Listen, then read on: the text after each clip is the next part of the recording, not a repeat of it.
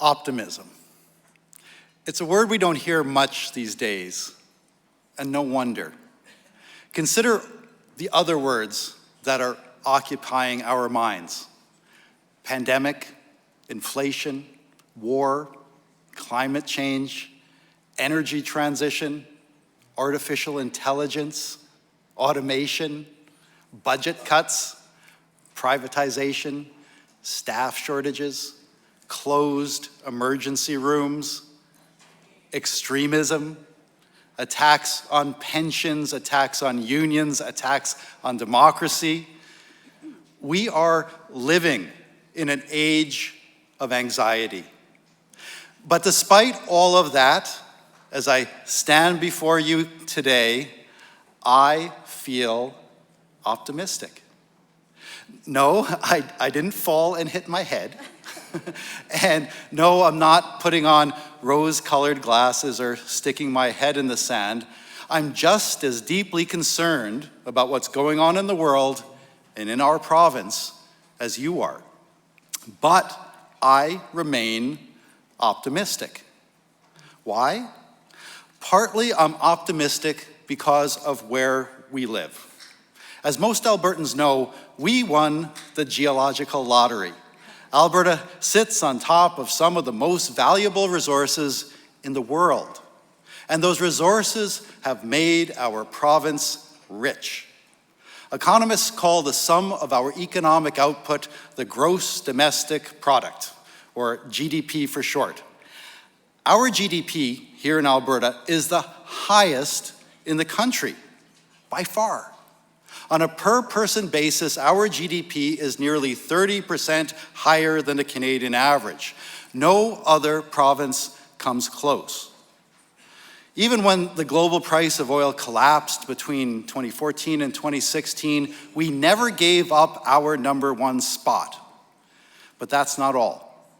I'm also optimistic because in addition to having physical resources that make our economy strong, we also have the government fiscal resources that are the envy of every other Canadian jurisdiction. For example, for the past 2 years, our provincial government has recorded multi-billion-dollar surpluses. That's billion with a B. Now let's be clear, those surpluses are not because the UCP are geniuses. They just happened to be in power when the price of oil spiked. So it's luck, not competence. But the surpluses have also been large because of something called post-payout. Post-payout. That's a phrase that every Albertan should know. It refers to our royalty system. Now, royalties are not taxes. They are the price that companies pay, the owners of a resource, for the privilege of developing and profiting from that resource. In our case, the resource is oil and gas, and the owners are us, the citizens of Alberta. Way back in the 90s, the old PC government of Ralph Klein struck a sweetheart deal with oil companies. He said, if you develop the oil sands, we'll charge you a tiny 1% royalty, and we won't raise it until you have paid off your capital costs, which in the case of major oil sands projects were always huge. But guess what? Over the past couple of years, most of our big oil sands producers have paid off their capital costs and they have reached post-payout. Why is that significant to all the citizens and public sector workers in this room? Well, it's significant because it means that the royalties, remember the price we as owners get for the development of our collectively owned resources, those royalties have now jumped from 1 to 5% to 25 to 40%. That means that the revenue that's driving our big surpluses will very likely remain high for years to come. And that means that our provincial governments will not be able to plead poverty at the bargaining table, and they won't be able to claim, that the cupboard is bare when it comes to properly funding our vital public services. If there's any province in all of the country that can afford to pay its workers well, if there is any province in the country that can afford to properly support healthcare, education, and other vital public services, it's Alberta.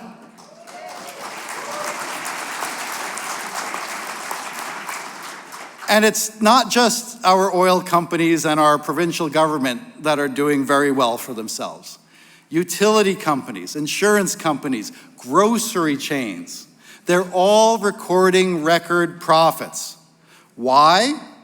Because they've used the pandemic and the Russian invasion of Ukraine as a pretext to jack up prices, gouge consumers, and increase profits. Profit margins in many industries here in Alberta have doubled or even quadrupled over the past 2 years. In the case of the oil and gas industry, their profits have increased by more than 1,000% since 2019. 1,000%. The share of Alberta's economic pie going to corporate profits has never been higher, and the share going to workers has never been lower. These are all important parts of the economic context that we're living in, but it doesn't stop there. As Conservatives in our province have been saying for years, we have the lowest tax in the country, again by far, and in fact, by the UCP's own calculations, we could raise the revenue that we collect from taxes on corporate profits and taxes on the wealthy by $20 billion a year and still be the lowest taxed jurisdiction in the country.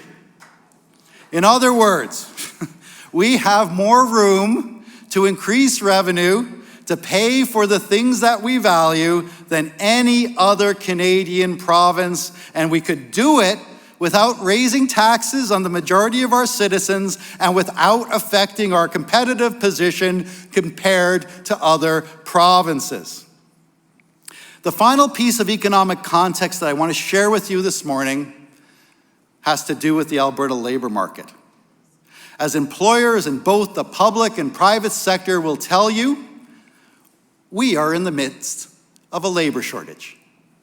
There aren't enough nurses. There aren't enough paramedics. There aren't enough teaching assistants. There aren't enough bus drivers. There aren't enough skilled tradespeople. There aren't enough cashiers. There aren't enough workers in manufacturing, retail, transportation, hospitality, or entertainment and high tech.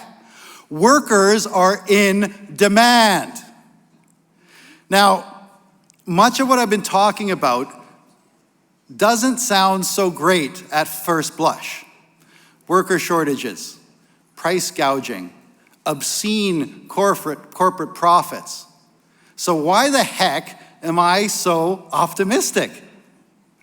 I'm optimistic because they need us, because they can afford us, and because we have leverage like we haven't had for years.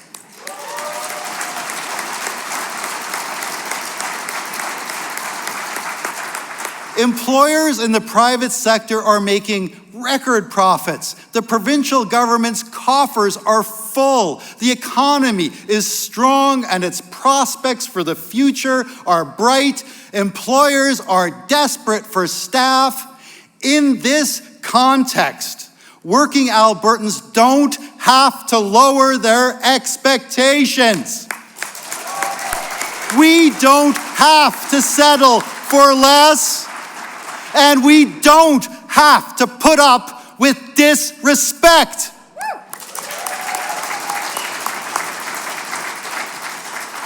As a province, we have the means to do better, and as workers, we are in a position to demand better, hence the theme of our convention, Workers Demand Better.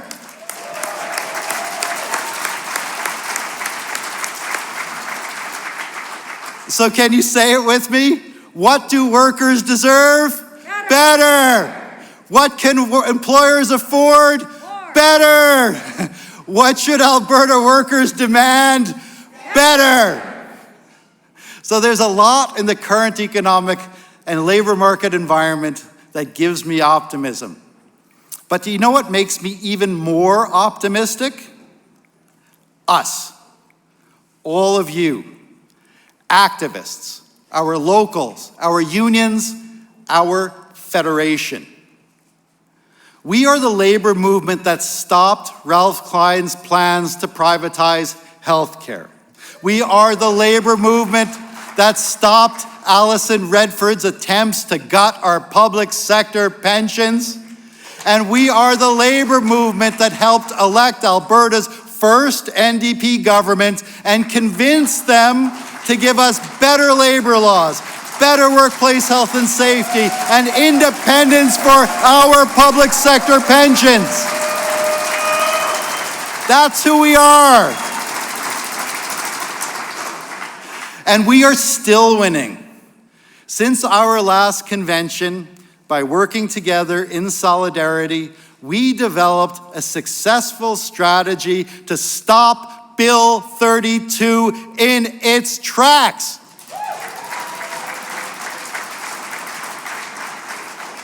The UCP wanted to defund us. They wanted to divide us. They wanted to shut us up and shut us down, but they failed. In these past 2 years, we also took advantage of an historic opportunity with the federal government. They made a commitment to move forward with what they described as just transition, but they didn't know exactly what that would mean in practice. And honestly, that's where you want to get a politician, to the point where they've made a promise, but they're looking around for ways to actually deliver on it. So we created a coalition of Alberta unions representing workers in oil and gas, construction and manufacturing. And through that coalition, we told the federal government what a just transition means to us. And we put together a blueprint outlining our preferred policy approach. To make a long story short, we told them that a just transition has to be about supporting projects that create jobs, and we said that those jobs have to be good union jobs.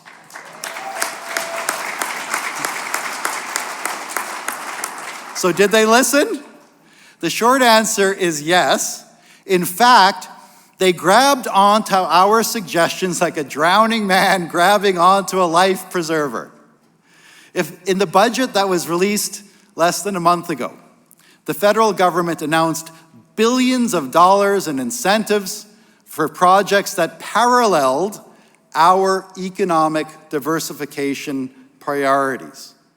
Hydrogen, carbon capture, clean tech, wind, solar, bitumen beyond combustion.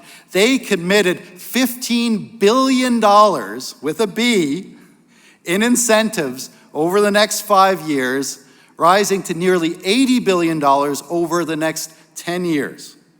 And even better, as we suggested, they attach strings to those dollars to benefit workers. Specifically, in order to get the full benefit of the incentives, companies will have to pay union wages.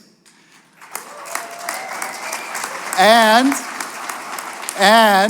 they'll have to take take on and hire thousands and thousands of apprentices to help train the next generation of tradespeople right here in Alberta.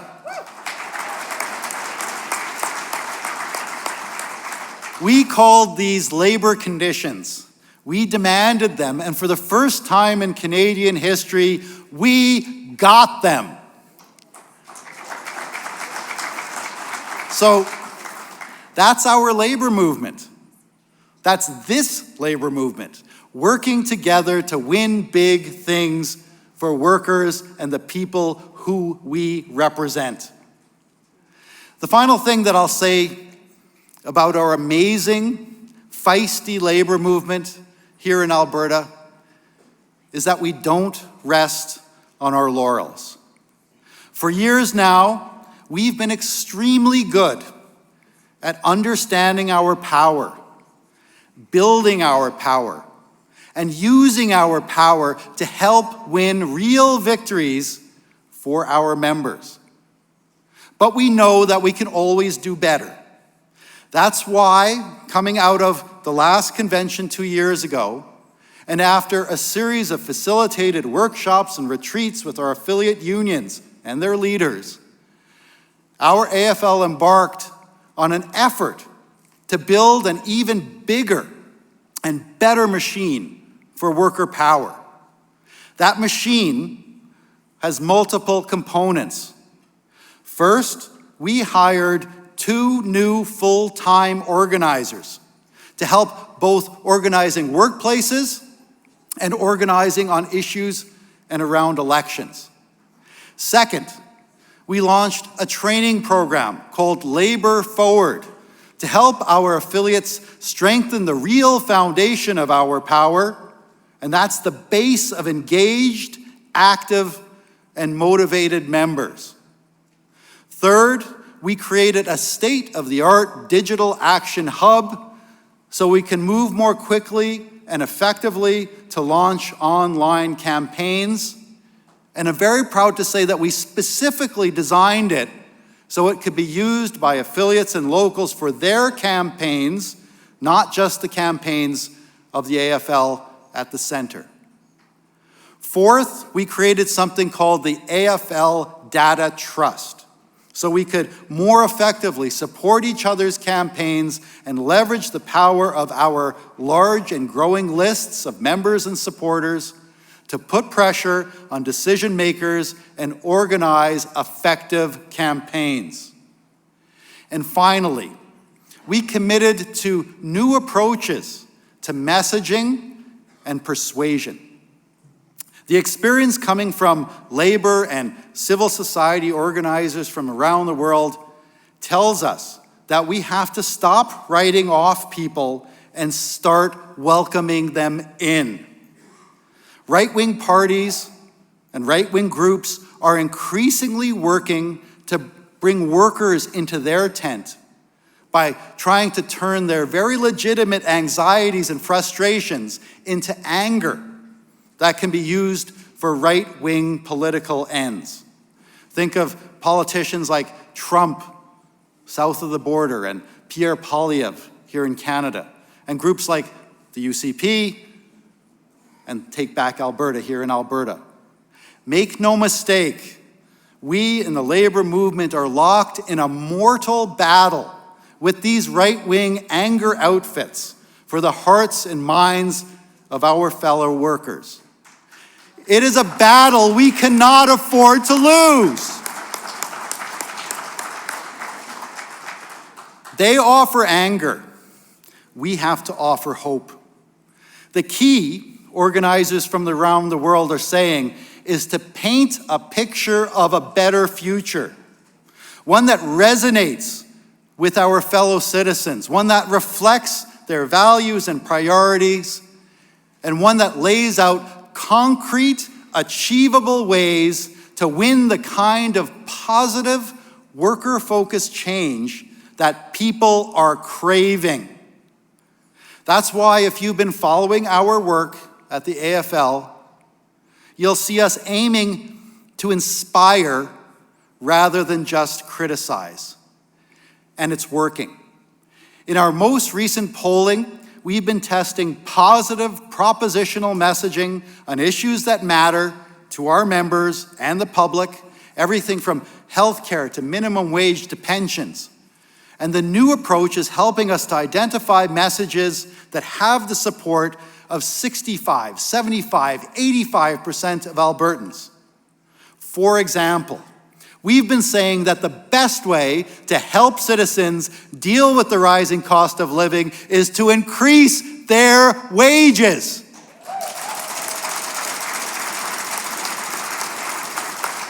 We've also been saying that the best way to support our public health care system is to fund it, not privatize it. And we've been saying that the best way to ensure dignity for citizens in retirement is to provide workplace pensions to those who don't have them, rather than taking them away from people who do.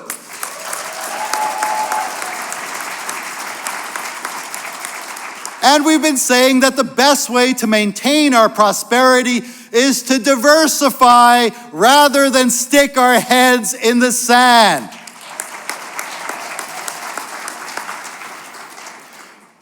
Workers and unions are in a unique position to champion these issues. We can talk to our fellow workers and our fellow citizens as equals instead of talking down to them. We can win the trust of our fellow workers and citizens because our experiences are the same as their experiences. And we can give our fellow workers and our fellow citizens hope because we can show them that they can actually have power if they join us in acting collectively. The more we inspire, the more we as a labor movement inspire, the more we'll get the public on side, and the more we get the public on side, the more influence we'll have at both the bargaining table and on the political stage. So let's step back and put all of this together. We have favorable economic conditions. Neither our public nor our private sector employers can plead poverty. We have bargaining power. Employers can no longer get away with saying, just be grateful you have a job. We have a labor movement with an impressive track record. We are not a bunch of shrinking violets who can be pushed around. We recently demonstrated that we can do what we can do when we work together. Just look at what we accomplished on Bill 32 and the federal budget. And we've started the process of building a machine for even greater worker power. Organizers, digital tools, training, member engagement, new, more inspiring approaches to messaging. To put it in a nutshell, we have all the ingredients for success. We can win when it comes to collective agreements. We can win when it comes to the issues that matter to our members. We can be a big part of the solutions to many of the problems facing our province. That, brothers and sisters, is why I'm so optimistic.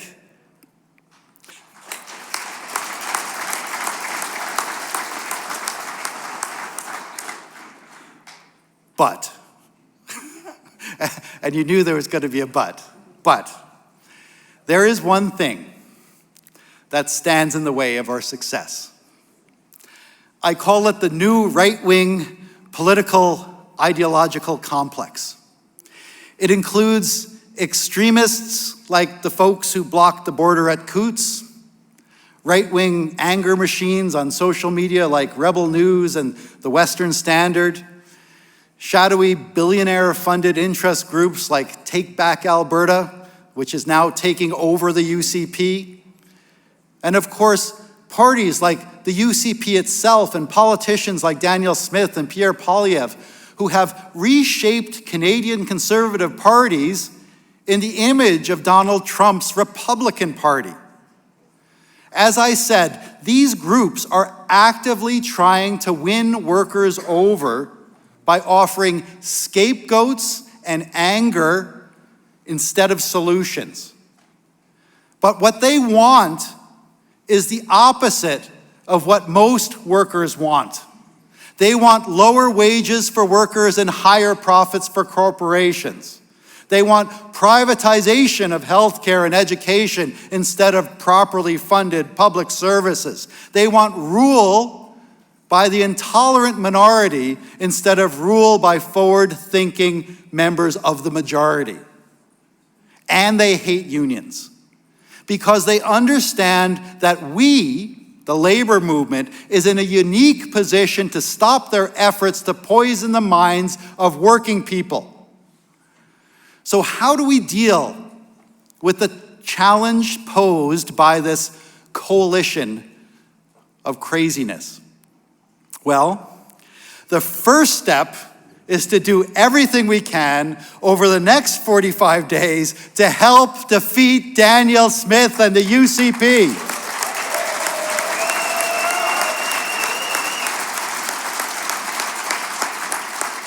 They can do far less damage to workers and the things that we value if they're sitting on the opposition benches.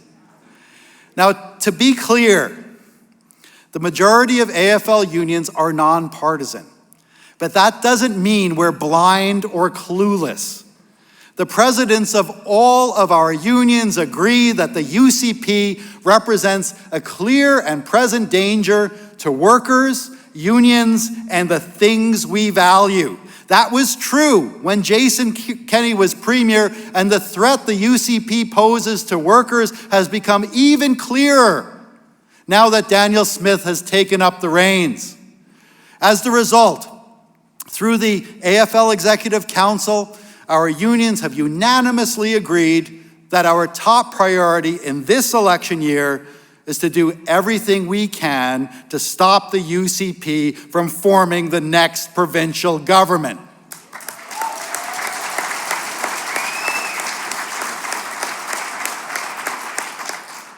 With that in mind, we have developed and launched a pre-election campaign that shares the same name as the theme of this convention: Workers Demand Better. We'll give you a thorough overview of the campaign this afternoon, but here's the short version. The campaign was launched with a blitz of radio, digital, and TV ads in the fall. The goal was to identify people who agree with us that the UCP has got to go. We now have a list of more than 75,000 supporters, many of whom live and vote right here in battleground Calgary, where all the pollsters agree the election will be won or lost. We are now in the process of contacting all of those supporters in person and trying to mobilize them in target ridings. I've been doing this myself, and I'm going to ask the techs to throw up a picture. There should be a picture. Yeah, there it is. So here's a picture of me and my son Jack door knocking for Cam Heenan. Cam is a paramedic and an HSAA member he's one of us, and he said, and he decided to run because he says he could no longer stay silent or sit on the sidelines while the UCP destroys our healthcare system. Cam is running in the constituency of Leduc-Beaumont, just outside of Edmonton. Now, we can't go door knocking for him while we're here in Calgary, but we can go door knocking for other like-minded candidates here in Calgary, including UNA member Diana Batten, who's running in the riding of Calgary-Acadia.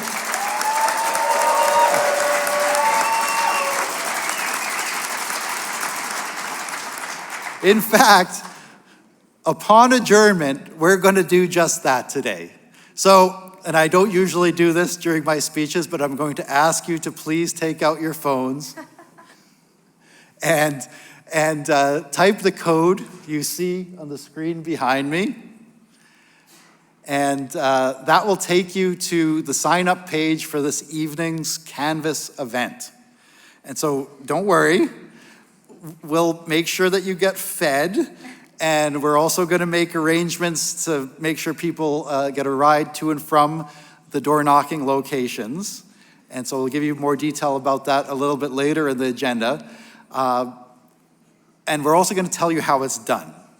I'm not going to tell you, but we will. And I just want to make it clear that door knocking is not scary. And in fact, when we go as a group, it can actually be a lot of fun. But what we really need you to do is sign up right now using that code. So while you're doing that, let me remind you why all of our unions agreed that we need to do everything we can to help defeat the UCP. Because they have chased doctors and nurses and other healthcare workers out of the province, making the frontline staffing crisis much, much worse. Because they are ideologically fixated on privatizing our healthcare. Because they're deliberately breaking the system by underfunding it so they can justify selling it off to their corporate friends. Because they have cut spending for our universities, colleges, and technical schools by a whopping 31% over the past 4 years. How on earth can we prepare for our future without higher education? How can we keep our kids in the province? But that's not all. We oppose the UCP because they treat our K-12 education workers like Post-it notes to be used and thrown away. The average wage for these vital workers is only $27,000 a year. That's less than someone would earn on minimum wage. In the richest province in the country, we spend less per pupil on K-12 education than all other provinces. And our education workers are at the bottom of the barrel in terms of their wages. If we value our kids and the workers who support them, this isn't just a shame, it's a travesty. But there's more. Why must we help defeat the UCP? Because they'd rather use our vital oil and gas sector as a political football than engage in grown-up conversations about how to diversify our economy and capitalize on new opportunities for investment and job creation. Because they want to recklessly pull Alberta out of CPP and gamble with your retirement savings. And perhaps most importantly, for this audience, we need to defeat the UCP because they want to break our unions and permanently reduce the standard of living for all Alberta workers. Think of what they've done to workers over the past 4 years. They froze the minimum wage and have no plans to raise it, despite the highest levels of inflation that we've seen in generations. They gave non-union employers a mechanism to avoid paying overtime. They used secret bargaining mandates to keep public sector wages down while inflation was going up. They continue to defend double-breasting in construction, a practice that allows companies to spin off non-union subsidiaries to avoid union contracts. And they made it harder for workers to join unions. Without unions, workers cannot enhance their bargaining power, and without bargaining power, we cannot get a fair share of the economic pie. Taken together, this amounts to a de facto wage suppression strategy, and it helps explain why, under the UCP, despite our prosperity, Alberta has had the slowest wage growth among all Canadian provinces. This is no accident. It was by design. That's why we must work to defeat the UCP. We literally can't afford another term under their low-wage policies. So let me wrap up this morning where I began, with the word optimism. Over the next 4 days, we're going to delve into all the issues that I just touched on: inflation, jobs in the economy, healthcare, education, labor law, organizing, and of course, the provincial election. The knowledge that we'll share together over the next 4 days will give us power, and that increases my optimism. We're also going to talk about our new campaigns and tools. These are tools that we will use first to influence the outcome of the election on May 29th, but they are tools that we will continue to use after the election and between elections. So if the NDP wins, we'll use these tools to make sure that they don't forget us and they don't ignore us and they implement and act on our priorities. If, heaven forbid, the UCP wins, we'll use these tools to make sure that the UCP doesn't destroy us or the things that we value. Our new tools and tactics for power make me optimistic. Finally, I'm optimistic because I'm convinced that the power we build here over the next few days won't just help us defeat the UCP, it will also help us win many other important battles, like PSAC's battle for a better contract.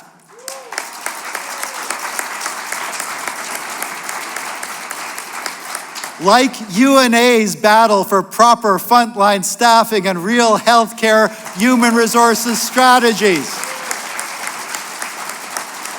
Like ATU 569's battle for fair pay for DATS drivers. Like CUPE's battle for fair wages and more hours for education support workers. Like NASA and Alpha's battle to reverse cuts to post-secondary education. And like UFCW's battle to stop companies from flipping contracts to deny workers their constitutional rights to join unions and bargain collectively. So here's my closing message for all of us. Don't let anyone tell you we don't have power. We do. And don't let anyone tell you we have to lower our expectations or settle for less. We don't.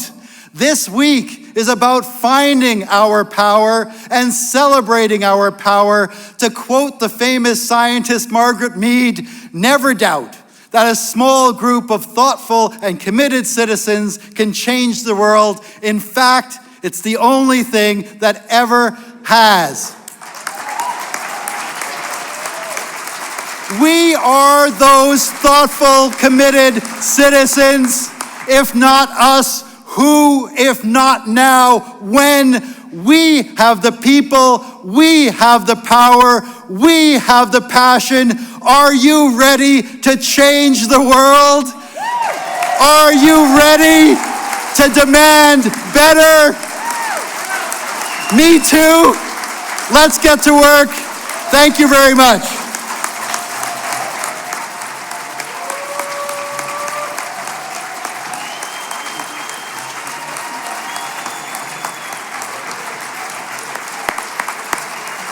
So, solidarity. So, solidarity. So, solidarity. Woo!